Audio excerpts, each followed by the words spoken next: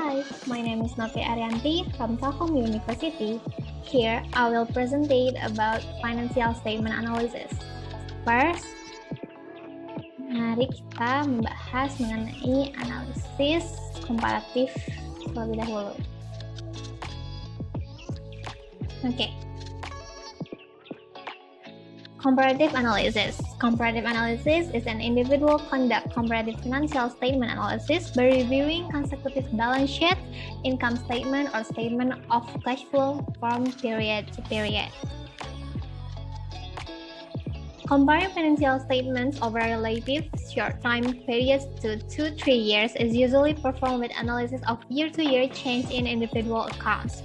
Nah, sebenarnya untuk komparatif analisis ini bisa juga disebut sebagai analisis horizontal, yang dimana dia ini analisisnya ini dengan akun yang sama tapi di tahun yang berbeda. Semisal kita ingin melakukan analisis komparatif dengan akun aset. Nah, contohnya kita ambil akun cash. Di akun cash kita ada disajikan diperbandingkan tahun 2016 dan juga tahun 2015. Nah, yang kita analisis ini akun cash nominal yang ada di 2016 dan juga yang di 2015-nya. Contohnya, di Aksibet ini ada Colgate Comparative Income Statement. Nah, di sini kita disajikan sebuah laporan laba rugi dari Colgate. Di sini contoh untuk comparative analisisnya yaitu semisal saya ambil contoh yang di net sales. Kita akan melakukan komparatif akun net sales di tahun 2006 dan 2005. Cara perhitungannya seperti apa? Cara perhitungannya adalah nominal tahun 2006, net sales tahun 2006 dikurangi dengan nominal net sales tahun 2005 lalu dibagi dengan nominal net sales di tahun 2005 sehingga hasil change-nya untuk persentasenya itu tinggal dibentuk dengan bentuk persentase atau dikali 100% yang berarti hasilnya menjadi 7,38%. Untuk akun selanjutnya itu sama saja. Lalu ada common size analysis. Common size analysis, this procedure also is called by vertical analysis given to up, down, or down, up evaluation of accounts in common size statements. Kalau tadi di yang komparatif itu disebutnya sebagai hasil analisis yang horizontal. Tapi kalau untuk common size dia disebutnya sebagai vertikal. Jadi maksudnya adalah dia ini membandingkan antar akun dan di laporan yang sejenis. Contohnya, illustration 1.3. The recent 3 years account balance for both patents and total assets of Medical are. Di sini kita disajikan dua akun dari balance sheet-nya Medi Company, yaitu ada paten dan juga total asetnya. Nah, untuk menganalisis secara common size atau analisis vertikalnya, kita melakukan caranya itu dengan perbandingan paten terhadap total aset. Nah, berarti rumusnya itu adalah paten dibagi dengan total aset dikali dengan 100%, yang hasilnya berarti 5%. Itu untuk di balance sheet. Tapi kalau untuk di income statement, misalkan kita ingin membandingkan harga dari nominal dari revenue terhadap gross profit-nya di tahun 2006. Berarti rumusnya adalah revenue dibagi dengan gross profit dikali 100% dan itu adalah hasil dari vertical analysis-nya atau common size analysis. Lanjut ke ratio analysis. Untuk ratio analysis, di sini secara general dibagi menjadi 3, yaitu ada credit risk analysis, profitability analysis, and valuation. Untuk credit risk analysis, di dalamnya ada liquidity dan capital structure and solvency atau biasa kita sebut sebagai solvabilitas. Lalu, di liquidity-nya ini dibagi menjadi current ratio, asset tax ratio, collection period, and days to sell inventory. Untuk current ratio, dia rumusnya adalah current asset dibagi dengan current liabilities, sedangkan asset tax ratio dia adalah rumusnya cash and cash equivalents plus marketable securities plus accounts receivable divided by current liabilities. Lalu untuk yang collection period, dia rumusnya average account Receivable dibagi dengan sales yang telah dibagi juga sebelumnya dengan 360. Sedangkan untuk days to sell inventory-nya, dia rumusnya adalah average inventory dibagi dengan cost of sales yang telah dibagi dengan 360. Untuk current ratio, untuk liquidity ini bisa dibentuk, untuk yang current ratio dia bisa dibentuk dalam bentuk satuan kali atau juga dalam bentuk persentase. Sedangkan untuk yang collection period dan juga days to sell inventory, dia hasilnya berbentuk hari, karena kan sebelumnya di penyebutnya, contoh kita ambil yang collection period, dia itu penyebutnya adalah sales yang telah dibagi dengan 360. 360 ini adalah mewakilkan dari hari yang ada dalam satu tahun. Sedangkan untuk yang kedua, capital structure and solvency, dia ada DER, long term debt to equity, DAR, dan juga times interest earned. Untuk rumus DER sendiri itu adalah sebelumnya DER itu artinya adalah debt to equity ratio. Nah, berarti sesuai dengan artinya, rumusnya pun berarti adalah total liabilities dibagi dengan shareholder equity. Sedangkan untuk long term debt to equity, berarti dia rumusnya adalah long term liabilities dibagi dengan shareholder equity. Lalu untuk DAR, yang artinya debt to asset ratio, itu adalah rumusnya adalah total liability dibagi dengan total asetnya. Lalu untuk times interest earned, dia rumusnya adalah EBITDA, income before income tax and interest expense dibagi dengan interest expense-nya. Lalu untuk yang profitability analysis, di dalamnya ada ROI, ROE, gross profit margin, net profit margin, operating profit margin, asset utilization, yang di dalamnya ada cash turnover, AR turnover, working capital turnover, PPE turnover, and total asset turnover. Nah, untuk ROA and ROE ini rumusnya adalah yang pertama return on asset, yang berarti rumusnya adalah laba bersih dibagi dengan total asetnya. Sedangkan untuk ROE itu adalah laba bersih dibagi dengan total equity-nya. Lalu untuk gross profit margin itu rumusnya adalah sales dikurangi oleh cost of sale atau gross profit-nya dibagi dengan si sales-nya lagi, dibagi dengan sales-nya. Lalu untuk yang operating profit margin, dia itu rumusnya income from operation dibagi dengan sales, sedangkan net profit margin dia rumusnya net income dibagi dengan sales. Lalu untuk asset utilization ada cash turnover, dia rumusnya sales dibagi dengan average cash and equivalence. Lalu ada AR turnover, yang berarti average dari maksudnya salesnya itu dibagi dengan average accounts receivable-nya. Lalu ada working capital turnover, dia ada rumusnya sales dibagi dengan average working capital. Lalu ada PPE turnover, dia adalah sales dibagi dengan average PPE, dan juga ada total asset turnover, dia adalah sales dibagi dengan average total sales. Lalu ada valuation. Valuation terdiri dari price to earnings, earnings yield, dividend payout rate, dan juga price to book. Untuk rumusnya sendiri, price to earnings, dia rumusnya adalah market price per share dibagi dengan earnings per share. Untuk earnings yield, dia rumusnya earnings per share dibagi dengan price per share. Lalu dividend yield-nya dia adalah cash dividend per share dibagi dengan market price per share. Lalu untuk dividend payout rate, dia adalah cash dividend per share dibagi dengan earning per share-nya, dan juga price to book, dia adalah market price per share dibagi dengan book value per share. Itu adalah untuk ratio analysis. Untuk analisis rasio ini biasanya sudah terdapat di laporan keuangan tiap perusahaan. Biasanya dia ada di laporan tahunannya. Nah, kenapa analisis rasio ini selalu ada di laporan tahunan perusahaan, khususnya yang terdaftar di BI? Biasanya itu karena para investor akan lebih cenderung memperhatikan analisis rasio yang telah disajikan oleh perusahaan tersebut untuk dalam pertimbangan apakah mereka akan membeli saham perusahaan tersebut atau tidak.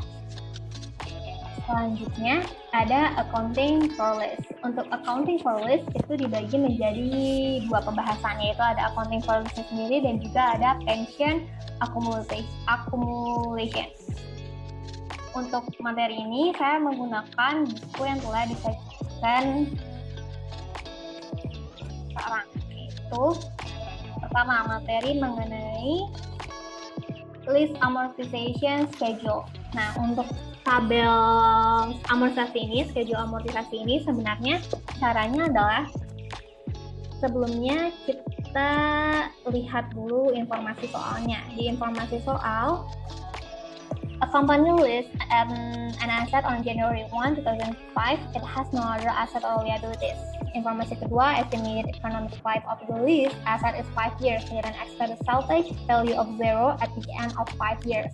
The company will depreciate this asset on a straight line basis over its economic life. Lalu informasi ketiga, the lease has a fixed non-cancelable term of 5 years with annual minimum lease payment of $2,450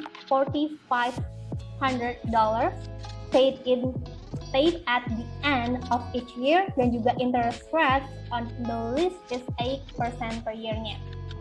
Nah, lalu cara membuat schedule amortisasinya seperti apa? Cara membuat schedule amortisasinya itu, pertama kita harus membentuk template-nya terlebih dahulu. Template-nya itu seperti yang ada disebutkan pada Exhibit 2.2, yaitu pertama ada year, ada beginning year liability, interest, principal, total, dan juga year end liability. Untuk year yang di kolom year ini, tahunnya ini sesuai dengan informasi yang disuguhkan dari soalnya. Awal leasing ini terjadi itu pada tanggal 1 Januari 2005. Maka dari itu kita tulis awal tahunnya 2005, lalu masa berlakunya itu sampai 5 tahun. Berarti dari tahun 2005 itu masa berakhirnya itu di tahun 2009. Nah, lalu untuk totalnya kita langsung isi saja, karena sebelumnya di soal telah dijelaskan bahwa dia total payment per tahunnya itu telah diketahui sebanyak $2.505 per tahunnya. Maka dari itu di total payment ini atau di totalnya ini per year-nya langsung ditulis saja sama menjadi 2.505. Lalu kita masuk ke beginning year liability. Beginning year liability di tahun 2005 harga dari leasing ini seharga $10.000.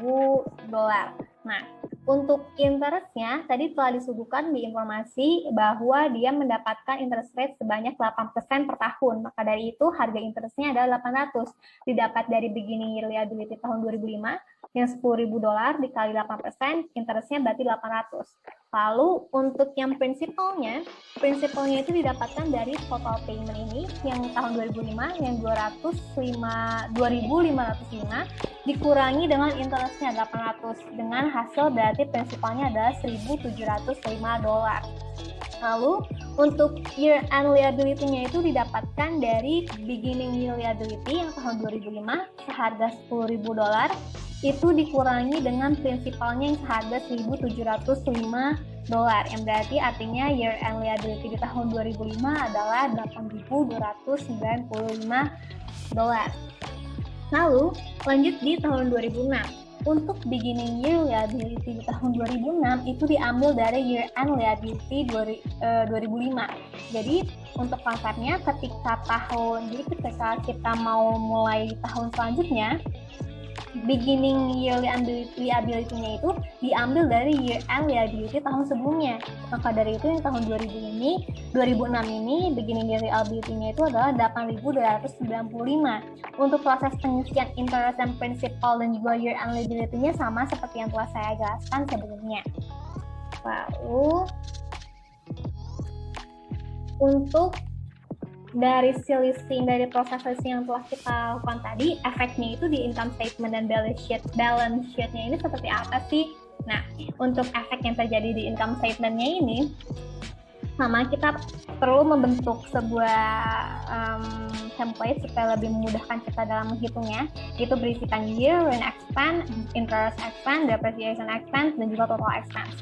Untuk year-nya sesuai dengan masa berlaku, masa awal sampai masa akhir dari leasing dari tahun 2005 sampai 2009. Sedangkan untuk rent expense-nya atau beban sewanya ini didapatkan dari si total payment-nya.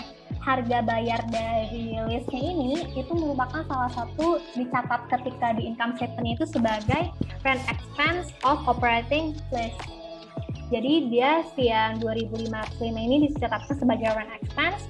Lalu untuk interest expense-nya sama seperti yang ada di schedule amortisasi sebelumnya. Lalu untuk depreciation expense ini didapatkan dari informasi di soal. Di informasi di soal itu tadi dijelaskan bahwa penggunaan leasingnya ini diberlakukan depresiasi dengan metode straight line basis selama masa ekonomisnya berlaku. Nah, untuk straight line basis berarti harga selisihnya yang $10.000 itu dibagi dengan 5 tahun masa ekonomisnya, yang berarti per tahunnya itu mendapatkan depresiasi sebanyak $2.000. Karena dia straight line basis, per tahunnya sudah jelas seharga $2.000, otomatis di tahun 2005 sampai 2009 depreciation expense-nya ini sama $2.000. Lalu untuk total expense-nya berarti tinggal ditambah aja dari yang interest expense ditambah depreciation expense di tiap tahun menjadi total expense-nya. Lalu untuk di posisi balance sheet yang terdampak di balance sheet itu ada 4 akun. Yang pertama ada cash, list asset, list liability, lalu equity. Lalu untuk month day or year-nya itu dia dicatatkannya pertama dari tanggal 1 Januari tahun 2005. Kenapa kita mencatat dari awal 1 Januari 2005? Karena pertama kali kita penandatanganan kontrak selis itu terjadi pada tanggal tersebut, yang berarti kita sudah mengetahui, sudah mencatatkan harga dari aset listnya dan juga kewajiban dari selisnya. Lalu untuk terakhir ini kita mencatat penutupnya, yaitu di tanggal penutup dari selisnya, yaitu tanggal 12 Desember tahun 2009. Untuk di bagian cash, dia ini angka-angkanya didapatkan dari total payment yang dibayarkan per bulannya. Tapi untuk tanggal 1 Januari 2005 kita belum ada melakukan pembayaran si listnya ini, belum ada paymentnya, makanya dia 0. Tapi untuk yang 12 Desember tahun 2005 kita sudah membayarkan 2.505. Lalu selanjutnya 12 Desember 2006 kita telah melakukan pembayaran juga sebanyak 2.505, tapi karena sebelumnya di tahun 2005 kita telah melakukan pembayaran juga seharga 2.505, kita tambahkan. Jadi harga yang pembayaran 2005 ditambahkan harga pembayaran 2006, totalnya menjadi 5.010. Berlaku untuk tahun-tahun selanjutnya. Lalu untuk list aset ini per tahunnya akan terus berkurang sesuai dengan harga depresiasi per tahunnya. Contohnya, di tanggal 1 Januari 2005, harga list asetnya itu 10.000.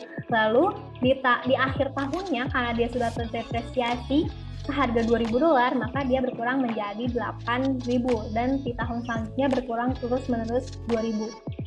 Lalu, untuk list liability ini didapatkan dari ending list liability yang ada di schedule amortisasi sama persis. Lalu untuk equity-nya ini diambil dari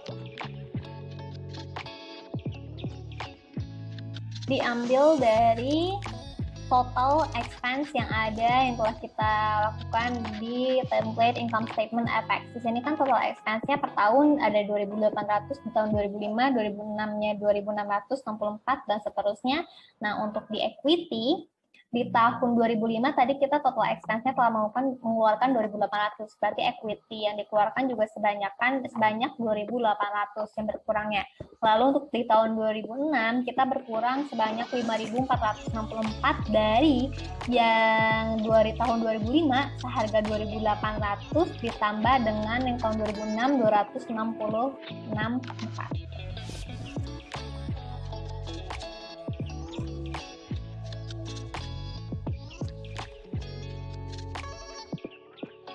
Lalu selanjutnya adalah pension accumulation and disbursement for a defined benefit class, yang dimana ketika dicontohkan di exhibit 3.10 yaitu pre-retirement-nya, sebelum melakukan melakukan pensiun, dia ada pembayaran kontribusi sebanyak $4.942 per annum, itu selama 15 tahun. Lalu ketika dia melakukan retirement, funds required at employee retirement present value of 10 payments of 2,000 per annum with a discount rate 8% per annum, itu tuh sebanyak totalnya $134.200. Lalu untuk per 10 tahun dari setelah dia melakukan retirement, setelah pensiun, dia memperoleh benefit dengan sebanyak $20.000 per annumnya. Selanjutnya, inventory cash flow yang di dalamnya ada pembahasan FIFO, LIFO, average, dan juga effect profitability and economic profit and holding profit. Yang pertama, kita akan membahas FIFO, LIFO-nya terlebih dahulu.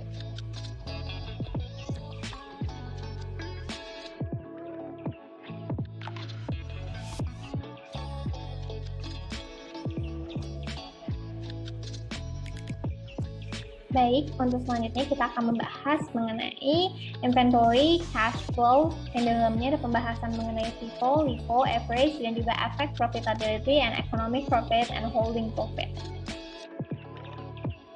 Sebelumnya, mari kita bahas mengenai first in, first out, inventory cash flow.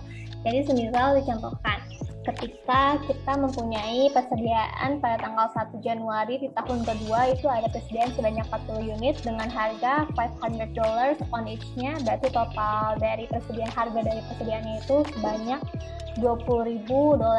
Lalu inventories purchase during the year-nya itu sebanyak 60 unit dengan $600 on each-nya, harga per unitnya seharga $600. Berarti total harga unitnya itu sebanyak $36.000.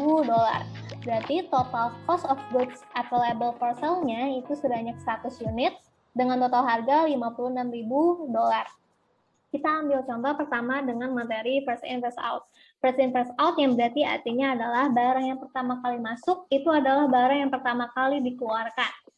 Contohnya, seperti yang disajikan di buku ini, yaitu ketika kita melakukan penjualan dengan harga $24.000, harga dari COGS-nya ini kita menjual 30 unit. Harganya $500, yaitu harga dari unit yang pertama kali masuk dalam persediaan kita.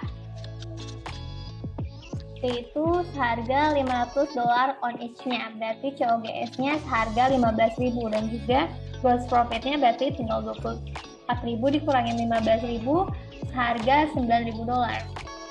Also, because $15,000 of inventory cost has been removed, the remaining inventory cost to be reported on the balance sheet at the end of the period is $41,000, yang artinya ketika kita telah mengeluarkan unit, berarti harga COGS-nya bukan $56.000 lagi, melainkan harga yang tadinya available, COGS yang available seharga $56.000 dikurangi dengan harga jualnya yang telah dijual, harga jual yang telah dikeluarkan atau COGS-nya yaitu seharga $15.000, berarti tinggal menyisa $41.000. Lalu contoh yang kedua adalah last in first out. Last in first out ini kebalikan dari first in first out, yang dimana adalah barang yang terakhir kali masuk itu adalah barang yang pertama kali dikeluarkan. Contohnya sama, sales yang dilakukan seharga $24.000, lalu barang yang dijual itu sebanyak 30 unit dengan harga yang diambil adalah harga barang yang terakhir kali masuk, yaitu $600 per unitnya, berarti $30 unit dikali dengan $600, totalnya adalah $18.000 dengan gross profit yang akhirnya menjadi $6.000. Sesuai dengan yang tadi dijelaskan bahwa ketika kita telah mengeluarkan barang, harga dari si COGS available for sales-nya bukan $56.000 lagi, melainkan $56.000 dikurangi oleh $18.000 dari COGS yang dihasilkan yang telah dijual, berarti remains-nya sisanya tinggal $38.000. Lalu untuk yang metode average ini sebenarnya contohnya seperti ini. Kalau di soal, kita akan memisahkan antara yang 40 unit pertama kali masuk seharga 500. Lalu yang selama pembelian setahun itu 60 unit seharga 600. Tapi untuk average, dia pencatatannya itu dengan cara total unit yang dibeli, 40 unit dan 60 unit itu digabungkan menjadi 100 unit. Lalu untuk harga per barangnya, harga per each-nya itu tuh didapatkan dari total harga barang yang telah unit barang total barang dari yang telah dibeli yaitu 56.000 dibagi dengan total unit tersedia yaitu 100. Berarti 56.000 dibagi 100 unit berarti ada harga per barangnya itu seharga 560. Seharga 560. Maka dari itu, contohnya ketika kita melakukan sales seharga 24.000 dengan mengeluarkan 30 unit barang, berarti COGS-nya adalah 30 unit ini dikalikan dengan $560 yang hasilnya menjadi 16.800. Lalu, inventory costing effects on profitability. To summarize, the financial result of using each of the three alternative methods are, jadi efek dari profitability-nya itu pertama ada di beginning inventory, purchases, ending inventory, dan juga COGS-nya. Untuk FIFO, beginning inventory-nya itu kan awalnya 20.000, dengan purchase-nya 36.000, berarti ending inventory-nya 41.000. Dengan COGS, cost of goods sold-nya itu seharga $15.000. Itu didapatkan karena dia barang yang pertama kali masuk yang otomatis dia yang seharusnya lebih murah daripada barang yang sebelumnya, makanya dia untuk ending inventory-nya harganya lebih tinggi dibandingkan dengan metode LIFO ataupun average cost, dan juga COGS-nya lebih rendah dibandingkan LIFO dan average cost karena logikanya harga FIFO barang yang pertama kali masuk itu yang dikeluarkan, berarti itu barang yang paling murah yang dikeluarkan, barang awal yang murah dikeluarkan. Sedangkan untuk LIFO dia barang yang akhir masuk dia yang dikeluarkan, barang yang akhir itu biasanya barang yang mahal, lebih mahal daripada harga yang barang pertama kali masuk, makanya dia untuk COGS-nya lebih besar dibanding LIFO, sehingga ending inventory-nya juga lebih kecil dibandingkan LIFO. Lalu untuk average cost, dia menggunakan metode rata-rata, jadi dinilai lebih seimbang dibandingkan menggunakan metode FIFO ataupun LIFO. Lalu, untuk economic profit and holding gain, cara mencarinya adalah untuk economic profit, kita menggunakan rumus unit yang dijual yaitu 30 unit dikali dengan harga unit yang dijual, sales dari unitnya, harga unit yang dijualnya itu 800 didapatkan dari tadi yang sales dilakukan itu seharga 24.000 ini dibagi dengan 30 unit, berarti harga each-nya itu per barangnya itu harganya adalah $800. Sedangkan untuk yang $600 ini didapatkan dari the placement cost of the inventory, harganya 600. Lalu untuk yang the holding gain itu rumusnya adalah 30 unit yang dijual dikali dengan replacement cost of the inventory-nya dikurangi dengan current replacement cost of the original acquisition, jadi harga yang dibeli pertama kalinya.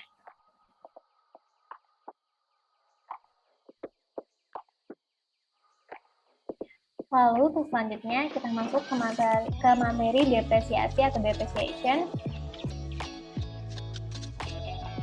yang di mana di dalamnya itu ada metode garis lurus, angka tahun, dan juga double decline.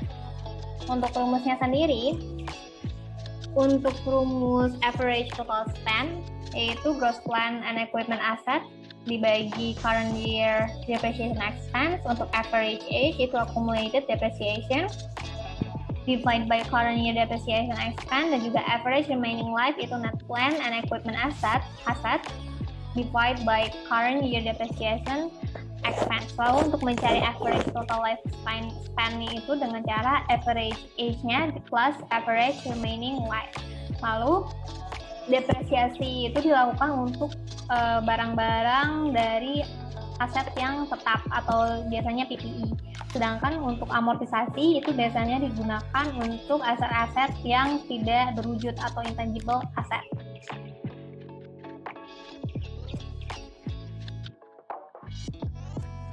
Mungkin sekian dari saya. Mohon maaf bila ada kesalahan atau kekurangan. Terima kasih.